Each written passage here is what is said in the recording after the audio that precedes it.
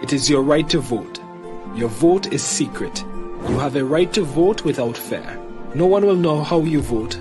They have no way of knowing who you voted for. This election, when you go to vote, vote without fear.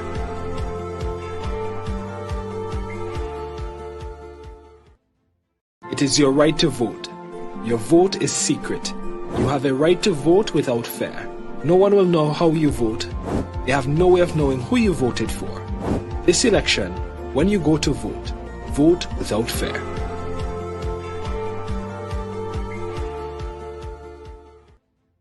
It is your right to vote. Your vote is secret. You have a right to vote without fear. No one will know how you vote. They have no way of knowing who you voted for. This election, when you go to vote, vote without fear.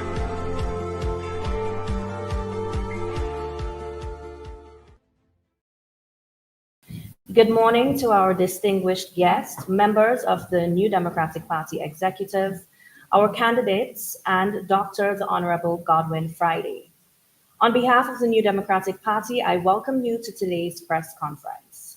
This morning, Dr. Friday will address matters of national concern, the NDP's proposals, and pressing election-related issues. It is now my honor to invite Dr. Godwin Friday to deliver his address. Thank you very much, Daniel, and thank you so much for the kind words, and also to those persons who are present here today and who are listening, others who are listening online. Thank you for being a part of this very important exercise. The New Democratic Party is launching a series of proposals spelling out not only what we're planning to do, but when we aim to do it. That is, within 60 days of a New Democratic Party government, we will deliver real progress for everyone in this country. That is because we believe in delivery, that is to say, delivering what we say we will do, and in accountability. You've heard me talk about accountability before in the context of this present government. We in the New Democratic Party will be held accountable, and we will have the mechanism in place to ensure that the people are able to do so. This present government has failed on that. This election, the upcoming general elections, we're going to have many grand promises from the ULP. They've done it in the past, but what we have noted about them is that most of these promises were not fulfilled. The NDP will tell it like it is, setting out what we're going to do and when we will do it. This coming election, as I said, is going to be about what will be delivered and who delivers for the people. Who has a plan for the development of the economy? And it will also be about accountability. Who can be trusted to deliver that plan?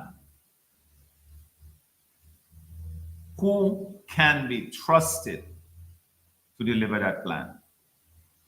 As we ramp up to the election, there will be a lot of noise and fanfare. So I want to take a moment now to make my personal pledge and to state, or I should say restate, before the noise gets too loud, the NDP's commitment to the voters. I want to make that very clear. You have known me for many years now, and you know that I don't make idle promises nor do I seek to take advantage of people by misleading them. I tell it like it is.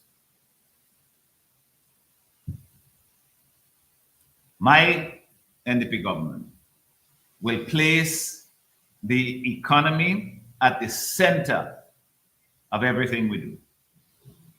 This is because we understand that we must have robust economic growth to deliver more and better paid jobs, as we have promised, to tackle the high cost of living, to create opportunities for young people, to invest in reliable healthcare,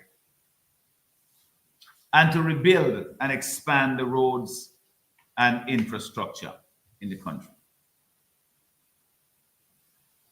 I want to declare with all of the voters, go beyond it, with all of our people, and how everyone, all of the people in St. Vincent and the Grenadines will immediately benefit from an NDP government. Today, I am presenting to you my pledge in this pledge card. I want to show you. Everybody will get one of these. On the front, you see my picture, you can hold me accountable. On the back of it, critical part, my picture looks so nice, but the critical part is where we have the 4 pledges that we intend to introduce, to put in place during the first 60 days in government. These are things that are real and practical.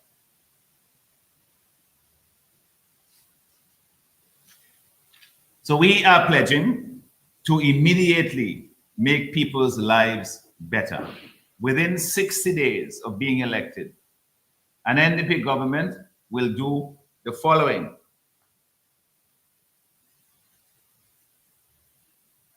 One, we'll slash prices by cutting VAT on everyday goods and on residential electricity, your BINLEC bills. 2, we will provide salary bonuses to all public servants. This is to help to deal with the cost of living crisis. And 3, double poor relief from $250 to $500. Who can make ends meet on $250? That's the third point. And 4th, reinstate jobs and benefits lost under the ULP government's draconian vaccine mandate. Now, these are things that we pledge to do within the first 60 days.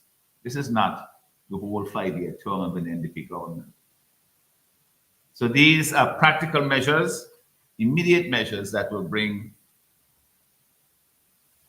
relief and greater sense of prosperity to our people.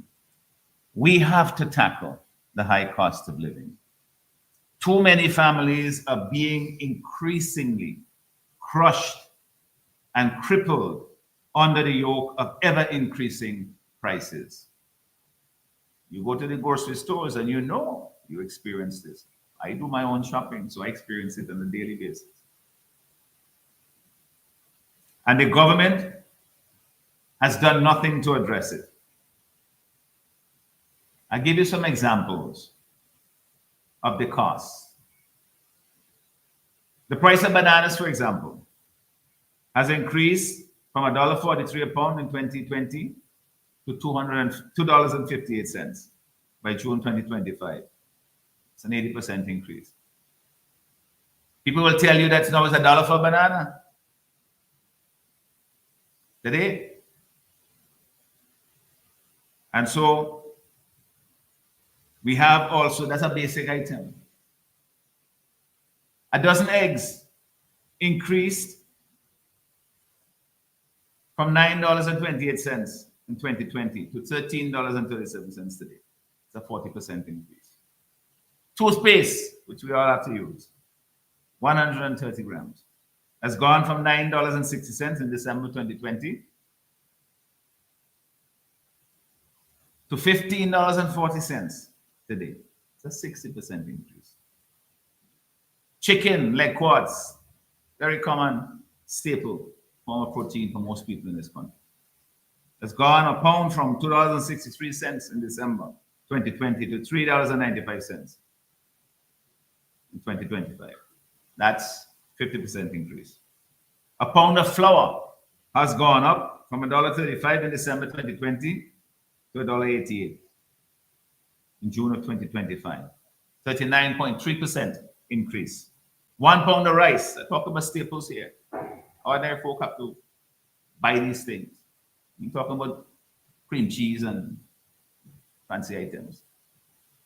1 pound of rice has gone from $1.85 in December 2020 to $2.33 in June 2023, 25% increase. And as you know, the cost of utilities have also gone up. This is crushing many families throughout St. Vincent and the Grenadines. And everywhere I go, it is the number one thing on people's list of things they want to see government help them with. The government, this present government, has failed completely to deal with the cost of living crisis. We in the NDP have proposed ideas such as support payments in school and the cutting of VAT to help struggling families. But the government simply has not been listening because they live in a bubble. They're not experiencing what ordinary folk, ordinary people in this country are experiencing. Today, I will hand out to the people starting in Kingstown and then across the country. I want everybody to have a copy of this to see that in 60 days, the first 2 months of an NDP government, these are things that will make their lives better. So the cameraman, you could zoom in here for those people who don't meet in Kingstown. They can have a look at it.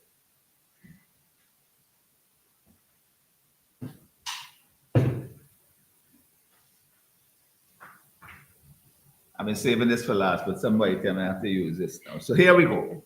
These are the pledges that we make and that we will introduce within the first 60 days. You look at all of these and you will see that these are measures that will improve living standards for most people in this country and that they're doable, they're practical. The reinstating of the jobs and benefits of public servants who lost their jobs under the vaccine mandate. That has been a long-standing policy of the NDP. I have it downstairs in our yard on a billboard in black and white stating that this is a commitment to honor that within 60 days that we're in office.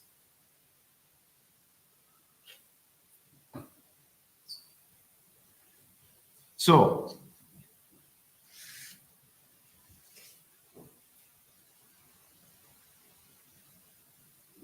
as I said, this forms part of the overall plan of the NDP. These are measures for immediate effect. For young people, in the longer term, we have made the Youth Guarantee Pledge for young people, in which we pledge, and this is what it says, basically, is that we will create an economy that offers young people the opportunity to find a job, or that they will have the opportunity to train or retrain to find a job here in St. Vincent and the Grenadines, because we will put in place the training program, the facilities to enable them to receive that training free of cost. And having done so, we will go a step further. If they are not immediately snapped up by an employer, we'll have an agency that will provide internship opportunities for young people. By that I mean they get a chance to work in the private sector or in a public sector job that fits with their training so that they get some on-the-job experience. That may lead to a long-term job with that employer, but it also gives that person a better opportunity to find a long-term employment, permanent employment with another employer. So this is how, those are the three elements of the Youth Guarantee Pledge that we made to young people about 2 years ago, and we intend to fulfill when we're in government.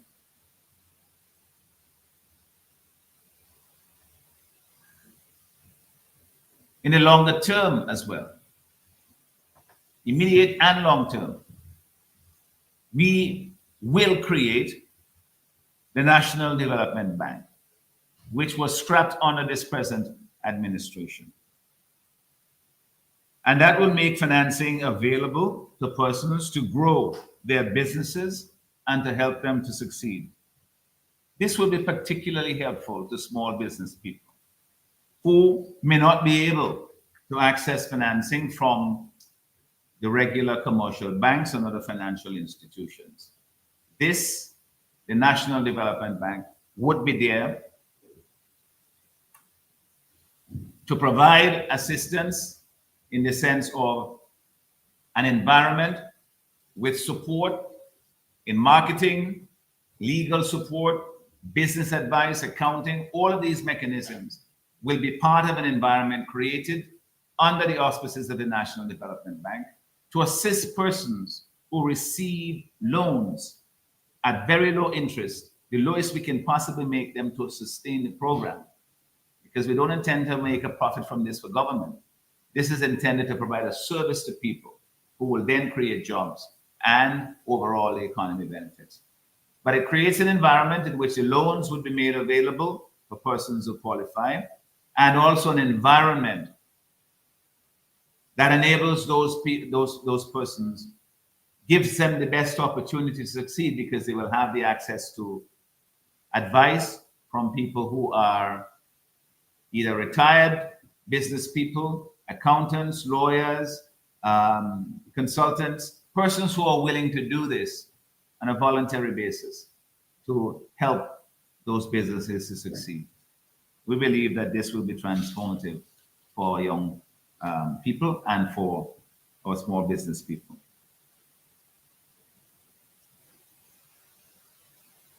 For our innovators and entrepreneurs, and this usually involves our young people as well. I want to see our young people when they go to community college or go to university and so on. When they come back, they're not thinking about what is the best job I can get in government. I want to see them thinking of how can I create something that enhances, that will be lucrative, that I can make a living from, make a business. What are ways in which I can use that training to create opportunities for myself and for the rest of the people? So for our innovators and entrepreneurs, we will create a national innovation hub or center to support those persons who have ideas and initiatives in this area and to take advantage of new technologies. You hear people talking about all the stuff online and the artificial intelligence and all these opportunities. One of the remarkable things, about online and the internet and so forth, is that in free societies, no matter where you are, whether it's here in St. Vincent, or you could be in Canada, or you could be in Australia, you have essentially the same access to the same information. What we need now is to have the environment domestically to help our young people in particular to take advantage of that opportunity, those opportunities, and to be able to test their ideas and to see how far they can take them. We believe that this would be very, very powerful in helping our young people to unleash their talents and to dream, to do great things here in St. Vincent and the Grenadines. To our farmers, we have the backs of the farmers in this country. We will provide marketing support. That is critical for helping the farmers to know that when you plant today and you reap 6 months later, the market conditions are not such that you are taking a gamble whenever you put something in the ground at one price and you're reaping at another price. And the only person in those situations who take the risk is the farmer, because the middle person who is buying and reselling is always using up-to-date market conditions. So we will create a mechanism in place whereby the farmers will have the assurance that in marketing their commodities, they will be able to have a price that enables them to go back into production again. So there's help on the way for the farmers as well. And this involves not just fixing feeder roads, which is a big deal, making credit available so that they can buy inputs and expand, but also to create domestic and international markets. So you don't have a situation where you have a bumper crop of plantains, for example, and the government have to buy them and give them away to people who are planting in the backyard. That is not good planning. And we believe that there's a market for these things, and we will help the farmers to find them. It's not up to them alone to do it. To the fisher folk, credit will be available too through the National Development Bank. And this will enable them to upgrade their tools, that is mainly their boats and their fishing tools, so that they can become more efficient, more effective, and able to generate greater surplus and make themselves better off. I mean, that is essentially what we're doing. It's not rocket science. To be able to go out, as they do now, they go out in the morning and they come back at midday with 100 pounds of fish, and then they still have to go around the village trying to sell them, and what they can't sell, they have to try to eat. That is too valuable a commodity for us to not have a system in place for the harvesting of it and for the marketing of it at the best possible value that we can create for fisher folk and for our economy in general. So we will have in place credit available to help the fisher folk to upgrade, but also the marketing structure in place to do so. And this will be done, because we're so serious about this. We are going to separate the Ministry of Agriculture and Fisheries into 2 separate ministries. We have our 4 pillars of the economy we've outlined: agriculture, tourism, blue economy, which involve fishing, and the new economy. These are so important to the future of our country. We have to have separate ministries dealing with agriculture and one dealing with fisheries. So we will create a separate ministry of fisheries and marine conservation to manage and promote the use and the benefit that we will derive from our marine environment, from our fishing industry. That, I believe, will also generate a lot of opportunity for our people and create wealth for us here in St. Vincent and the Grenadines.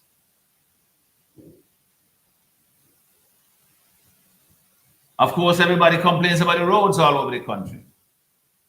In my own constituency, you have, the fixing stuff that's been there forever because election coming up. But we have to have a plan to develop our infrastructure, invest in roads and facilities to make it easier for us to move people and products and commodities across the country. It is not just a matter of convenience of saving your tires on their car suspension. It is also important for the development of our economy, for efficiency, and for enabling our business people of all sorts, whether it's farmers, fisher folk in different areas of industry, to be able to do so efficiently and effectively. All of these things are necessary for a modern, thriving economy. So we will invest in our infrastructure. We will also establish a well-regulated citizenship by investment program that will generate funds without increasing our already bloated national debt. There's some people that like to talk about this program in separation from other aspects of the financing and borrowing that we have. But the truth of the matter is, the present government, we have a national debt now approaching probably $3 billion. And The means to repay it are shrinking by the day. So we have to be creative in finding the ways of financing national development. And the funds that are raised through this program will be used to make them available to our people for investment and also for investing in essential national infrastructure that enhances, created a base for greater productivity going forward. So it's not just a matter of getting a freebie and a handout. It's investing in creating a basis for a productive economy going forward into the future. That is how we make a better St. Vincent and the Grenadines. Begging and borrowing can only get you so far. We also have to produce and make an economy that is viable and productive and one that creates surplus that we can all enjoy. And how people will say to you, oh, Friday, you have these plans in place and so forth. How is your government going to pay for them? We have said that, first of all, we have to grow the economy. When you do that, you get taxes, you get more revenue that's coming into government coffers. The two things go hand in hand. So we will grow the economy to make it more productive, and that will deliver more revenue for government, well, for businesses, first of all, and then indirectly to government. We have said also that we will establish a well-regulated CBI program, which will also generate tax-free and interest-free, loan-free revenue to government to implement these programs. Importantly as well, we will tackle waste and increase efficiency in government services and the delivery of government projects, and return those savings to finance growth and development. You hear the stories now, where you have a road that should take 6 weeks to do, taking 6 months. You think that comes without a cost? There's tremendous cost to that. You have things that should have been done at the repair stage that they wait until it gets to the point where you have breakdown and build back. The old adage that a stitch in time saves 9 is still relevant today. But of course, nobody knows it when you fix a door here, a foundation there. But they're like the show of breakdown and build back, because you look there, we build this thing at a tremendous cost to the people. So we will look for those efficiencies, and we will cut out waste, make government function more effectively, and then reinvest the savings, which will be substantial, in further development in our country. To anyone, I want to say this now in closing, to anyone worried about an NDP government and what it will bring, I want to say this. Everyone, regardless of their political background, will benefit from my NDP government. This is a government for all the people.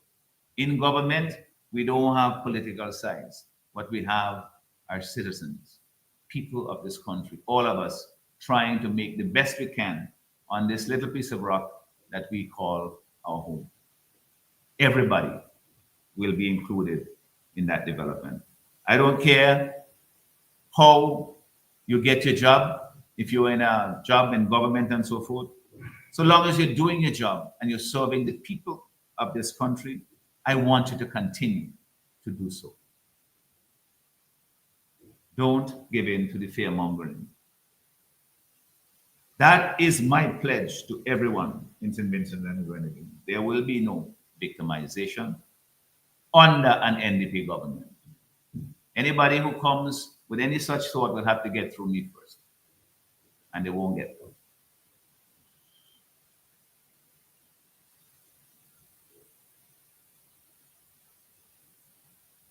So, anyone who says otherwise, anyone who tries to spread these fears amongst our people, especially persons in the public service, anyone who does that, they are trying to frighten people, to take advantage of them in the upcoming general election.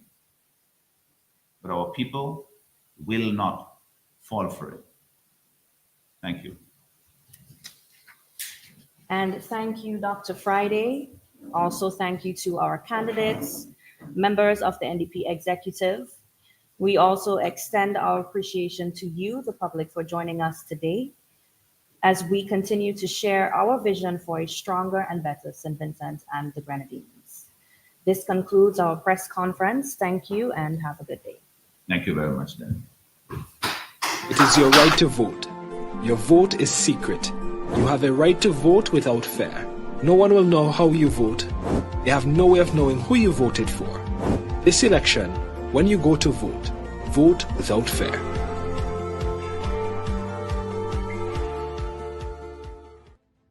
It is your right to vote. Your vote is secret. You have a right to vote without fear. No one will know how you vote. They have no way of knowing who you voted for. This election, when you go to vote, vote without fear.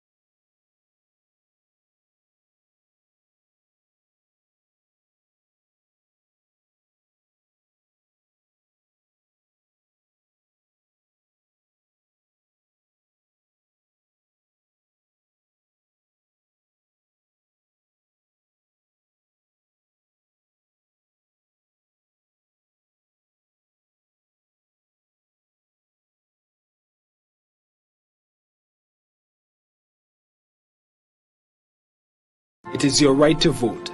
Your vote is secret. You have a right to vote without fear. No one will know how you vote. They have no way of knowing who you voted for. This election, when you go to vote, vote without fear.